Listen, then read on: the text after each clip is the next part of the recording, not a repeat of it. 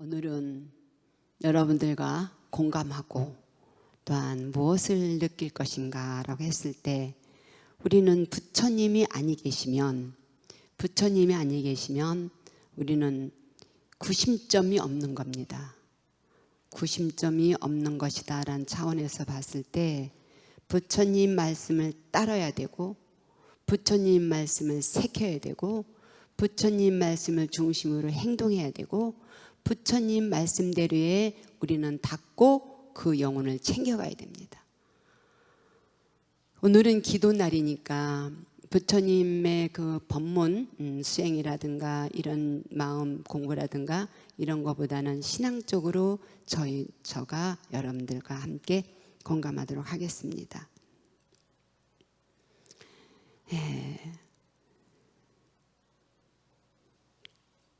부처님께서 한때에 기원정사에 계셨습니다. 기원정사에 계실 때에 장로 사리, 지금 사리불 존자님의 사리를 모셨잖아요. 사리붓다가 부처님께 이렇게 뭔가를 묻습니다. 뭔가 묻고 또 그 답을 받습니다. 그래서 한 번은 부처님께 사리불 존자가 이렇게 묻습니다. 부처님께서는 정말로 좋은 스승이시고 인류의 정말로 성각자시고 우주법계를 꿰뚫으신 이 세상에서 가장 높으신 성자신데 어떤 분은 잘 그 법을 수승해서 훌륭하게 되기도 하고 어떤 분은 왜 부처님 법을 똑같이 들었는데 성숙되거나 성장하지 않습니까? 라고 묻습니다. 그러면 제가 여기서 말했을 때 저는 똑같은 말씀을 드리는데 어떤 분들은 가슴에 확 닿기도 하고 어떤 분들은 딴 생각을 할 수도 있고 어떤 분들은 저것도 들었던 얘기 어떤 분들은 집에 뭐 다 못하고 온 얘기 생각 이런 등등 있겠죠. 그래서 이제 법성계를 늘 하잖아요. 뭐냐면 우보익생 만호공 중생숙이 들이 나오잖아요. 비는 이렇게 지금 비는 똑같이 내리는데 왜 그 비에 영향을 받아 쓰는 그 대상은 차별이 있을까라고 하잖아요. 그래서 활엽수는 많이 받을 것이고 침료수는 조금 받을 것이고 풀은 풀대로에 꽃은 꽃대로에 큰 나무는 큰 나무대로 받아갈 것이다 라는 겁니다. 부처님께서 거기서 그렇게 합니다. 그러니 어떻게 보면 지속성, 연속성, 그 뭔가가 지구력, 그 한결같음을 요구하는 거겠죠.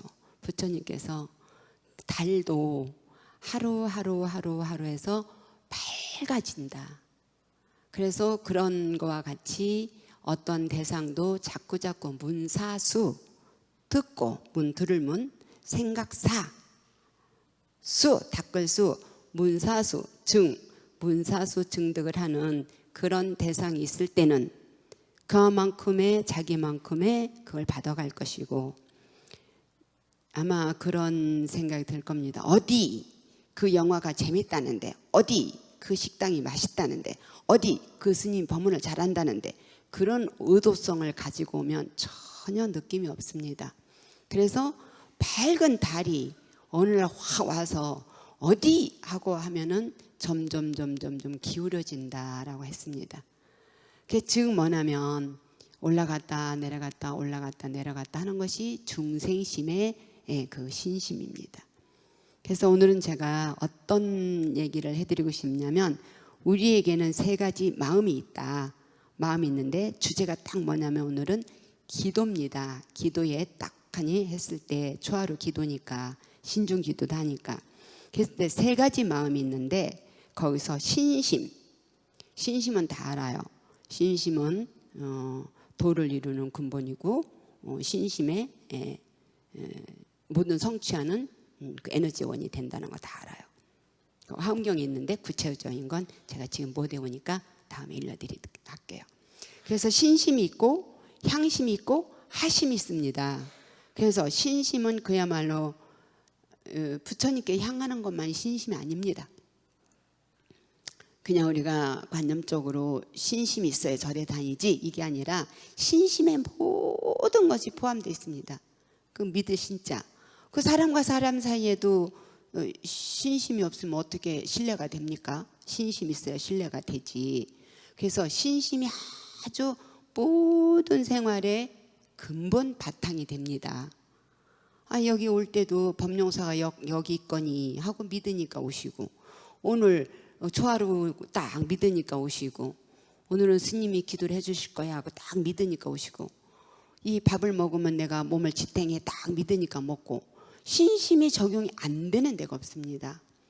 그리고 뭐냐면 향심인데, 향심은 조금 더 구체적으로 내가 신심이 있는데 부처님께 향심을 내야지, 떡을 올려야지, 내가 과일을 올려서 기도를 하고 여러 사람에게 베풀어 줘야지 라고 하는 조금 더 행동적으로 가는 게 향심, 어른에게 향심이고, 끝으로는 우리 수행자가 꼭 가져야 되고 우리 불자들이 꼭 가져야 되고, 모든 세상 사람들이 살아가는데 또 하나의 가져야 할 것이 무엇일까?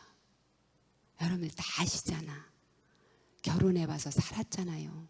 자식 낳아서 살아봤잖아. 젊은 날 20, 30, 40, 50대를 살아봤잖아. 그 마음이 아니면 나를 달달달달 괴롭히거나 타인을 달달달달 괴롭혀요. 그 마음이 없으면. 그게 딱 절집에 아주 중요한 것이고, 지금 젊은이들이 꼭 익혀야 될 한 가지 마음이 있습니다. 그 마음이 신심, 향심, 다음에 하심입니다. 하심이 없으면 이 중생세계를 살 수가 없습니다. 하심이 있어야 나를 삭힐 수 있습니다. 하심이 있어야 내가 수용할 수 있습니다. 하심이 꼭 여러분들을, 그게 뭐냐면 참는 것만이 용이 아닙니다. 참으면은 병이 되고 화를 뻥 내면 문제가 돼. 하심이라는 건 뭐냐면, 떡하니 내가 봄을 살아보니 이렇고, 여름을 살아보니 이렇고, 가을을 살아보니 이렇고, 겨울을 살아보니까 사계절 이렇네 라고 하듯이, 여러분들이 여러분들이 이 20대 30대 40대 쭉 살아보니까 인생이 그렇구나 라고, 인생이 그런 거네 라고 하면서 내 마음을 잘 다스리고 상대를 잘 내가 수용을 하면 이 세상도 평고 나도 평고 상대방도 평고, 그게 하심입니다. 세 가지 마음 중에 이제 신심을 말씀을 드릴 것인데, 그게 부처님도 부처님에 향하는 그런 그때도 부처님을 향하는 제자들이 있고 수행자가 있고 신도들이 아니 있겠습니까? 그랬을 때 신심을 갖고 오고 향심을 갖고 오고 하심을 갖고 오면 그 사람한테 무슨 자존심이 있으며, 그 사람한테 무슨 욕심이 있으며, 그 사람한테 무슨 용심이 있고 이기적인 마음이 있고 게으름이 있겠습니까? 다 되죠. 이제 그 다음에 우리가 종교 생활하는 데 있어서 사리불 존자가 또 묻습니다. 부처님께. 이제 자기 우리로 말하면 집으로 가는 중, 이제 자기 처소로 가는 중인데, 지금 예를 들면 내가 다른 종교를 믿다가 이제 불교로 왔는데 이제 기도를 하고 가는 중이었어. 근데 그때 같이 다 종교를 갔던, 어떤 단체를 갔던 그런 동료를 만나서 어디 갔다 와요? 라고 하면, 네, 내가 전국 비구니의 법룡사 도량에 기도를 하고 옵니다. 라고. 그 샤머니즘적이고 미신적인 거기는 왜 갔다 와요? 라고 한다는 거죠. 그와 같아서 이 사리불 존자가 기도를, 부처님의 법을 배우고 또 가는데, 그때는 이제 그 브라만이라는 부처님 법이 출현하기 전에 민족신앙 같이 브라만이라는 그 종교 단체가 있었어요. 같이 공부했던 도반이니까 사리불 존자는 이미 부처님이 되시기 전부터 어떠한 단체를 이끌고 있는 하나의 또한 사상가였으니까, 그래서 많은 친분들이 있죠. 친구들이. 간 친구가 그러는 거예요. 거기서 이제 사리부타가 이렇게 딱 오니까 거기에 프라티카라라는 그 외도가 자네는 어디를 갔다 오는가? 나는 그 붓다라는 고타마 붓다라는 성자에게 공부를 하고 온다네 라고 하니까 헤이 그댄 아직 멀었구만. 멀었어. 뭐가 멀었는가? 세상에 떡하니 사람이 딱하니 젖을 떼어야지. 아직도 송아지처럼 말이야 그 젖을 달라고 이렇게 왔다 갔다 하는 거니까 공부가 아직 멀었어 라고 비난을 하는 겁니다. 그래서 여러분들께서 어떤 분이 아이고 아직도 그 절에 다녀 고리타분하게 그 뭐야 뭐하고 하는 데만 다녀라고 하면 여러분들 뭘 하시겠어요? 그래서 사리불존자가 이래 합니다. 맞다. 그런데 이게 어떤 그 어미소는 사납고 거칠고 젖도 안 나오고 아주 법도 사도고 이렇게 됐을 때 그 새끼 송아지들은 떠나는 것이니라 라고 하면서 스승이 그 어미소와 같은 스승이 자비스럽고 법이 정법이고 장래성이 있고 젖이 아주 영양스럽고 풍부하고 하면은 여전히 그 도량에는 법을 그 영향을 받고자 많이 모이는 것이니라 라고 했어요. 그러니까 이 애도가 그래 많이 따르거라 하면서 외면을 하면서 다음에 귀의하는 계기가 됩니다. 근데 그거 하나의 예인데 다른 걸로 말하면 우리는 그 젖의 비유지 젖이라는 게 법입니다. 법이거든요. 그래서 똑같은 법이라도 아까 오보익세만호 중생수기 득일이 하듯이 똑같은 법도 어떤 사람은 그 법으로 악용을 하고 어떤 사람은 그 법을 내 걸로 만들고 하는 겁니다. 그랬을 때 즉 어떤 거와 같느냐면 그 초발심 작용에 나옵니다.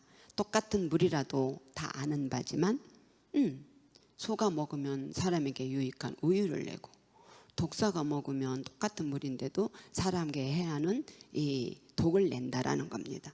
그래서 부처님 법이라는 것이 그 부처님 법이 쫙하니 여러 종합 세트 같이 백화점 같이 여러 법이 있잖아요.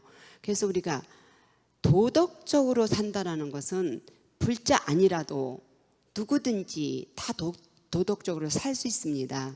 거기서 더 나가서 부처님 법이라는 건 기가 막힌 생명의 근본을 해결하고자 하는 깊은 법이 있습니다. 그래서 부처님도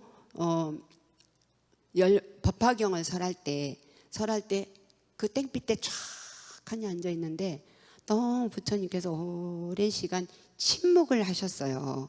침묵을 가만히 하고 계시니까 그 일어나지. 한 사람 두 사람 한 사람 두 사람 한 사람 두 사람 일어나죠. 그러고 나서 한참 있을 때 부처님께서 내가 설한 것은 마치 물이 가는데 그 장관 물이 흐르는데 토끼는 가다가 떠내려간다. 또 양도 가다가 떠내려간다.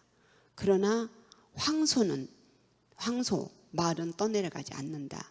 나의 법은 그런 법이다. 이렇게 해놓으셨어요.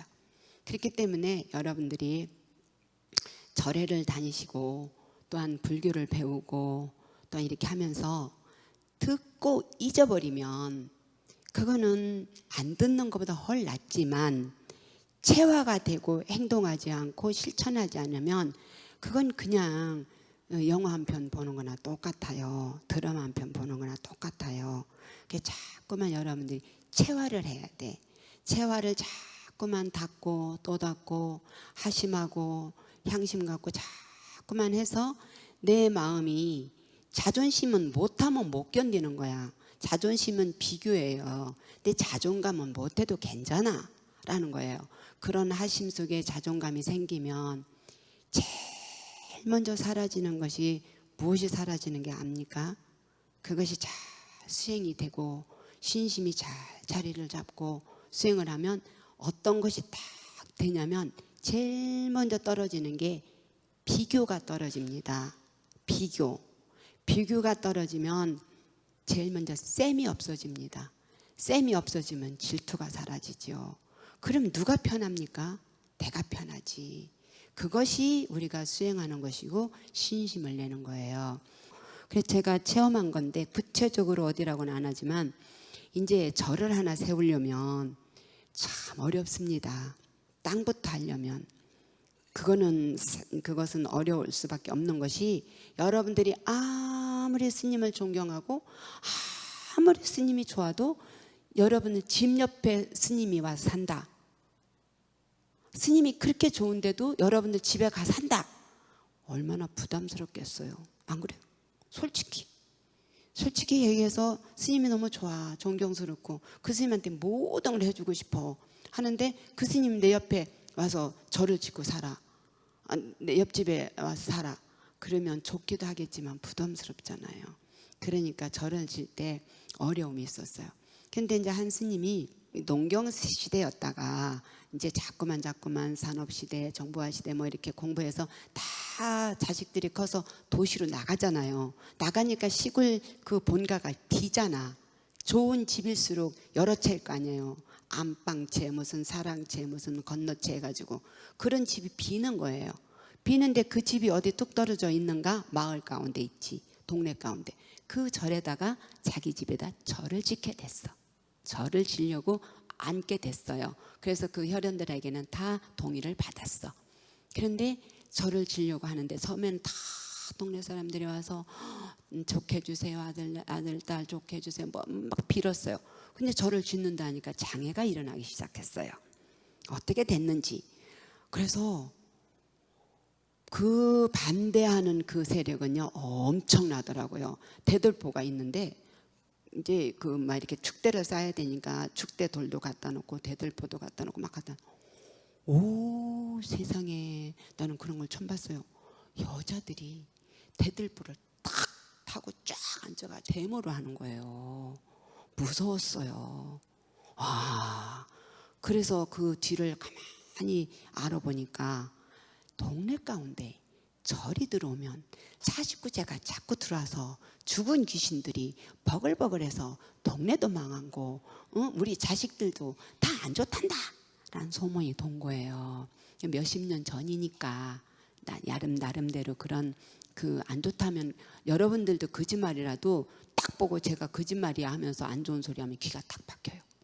그것이 우리가 미지의 세계를 살고 있는 불안함이에요. 진짜 이건 보살님 거짓말이야 하면서 나쁜 소리 하면 딱 귀가 박혀요. 안 좋다니까 엄청나게 반대를 했어요. 그래서 같이 산 우리 스님들이 밤낮 줄 알아 기도를 했어요. 밤낮 줄 알아. 딱 이렇게 오늘 화엄성중 기도하니까 얘기해요. 그래 꿈에 여러분들이 꿈에 경찰을 보거나 군인을 보면 분명히 화엄성중님이 여러분들을 도우려고 딱 나타난 겁니다. 그래서 막 이렇게 밤낮 줄 알아 기도를 하고 아는 사람은 다 통을 해도 너무너무 기가 막히잖아요. 근데 꿈에 그 축대 돌이 딱 세 동가리가 나는 거예요. 주지스님 꿈에 세 동가리 딱 나고 총대를 딱 미고 하나는 저기 시내에 있는 그 유지라는 집으로 딱 가고 한 그 총을 맨 그 군인 경찰은 딱하니 그 뒤에 절로 가고 또 한 군인은 동네 가운데에 적어도 일을 해주는 뭐뭐시가 있잖아요. 그 집을 딱 가더라는 거야. 네. 이게 무슨 꿈인가 싶은데 그러더니 턱하니 그 세 쪼가리 딱 가운데 나는 데서 연꽃이 폭 솟더래요. 청와대라면 안 되지. 높은 분이 그러니까 이제 예를 들면 그 뭐라 그럴까 지사 도지사라는 분이 이 나름대로 이제 우리로 말하는 지구나 국회의원격으로 청와대를 왔다 갔다 할 거 아니에요. 응? 그런 분이 이 우연히 탔어요. 타서 조사를 쫙 했어요. 조사를 쫙 하니까 해서는 안 될 짓을 다 한 거예요. 해서는 안 될 짓을. 그거 구체적으로 다 말할 수가 없어요. 소위 말해서 돈 때문에. 그래서 결국에는 저를 딱 쳐서 지금의 기가 막히게 전통사찰로 가기 직전으로 다 했습니다. 그래서 다 떠났습니다. 그 뒤 산 속에 있는 스님도 떠났고, 그 마을에 그 시내에 있는 유지라는 분도 했고, 또 마을에 그 일 봐줬다는 사람도 한 자식이 엄청 잘못됐습니다.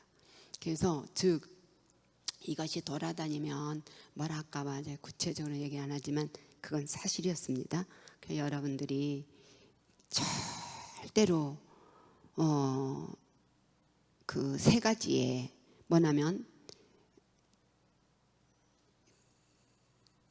내가 안 좋단다, 나에게 이익되는 거, 비교하는 거, 절대로 여러분들 남 비난하지 말고, 남 잘 되는 거 배합하지 말고, 남은 남이야.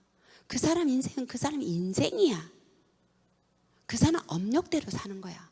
내가 지금 숨쉬기도 바쁘고, 내가 지금 어제보다 오늘 더 늙었는데, 갈 길이 바쁜데 무엇을 그렇게 욕심을 부리며 그렇게 해를 하겠어요. 딱하니 오늘 여기 오신 분들은 절대로 엎짓지 말고 그저 영혼의 무게도 다릅니다.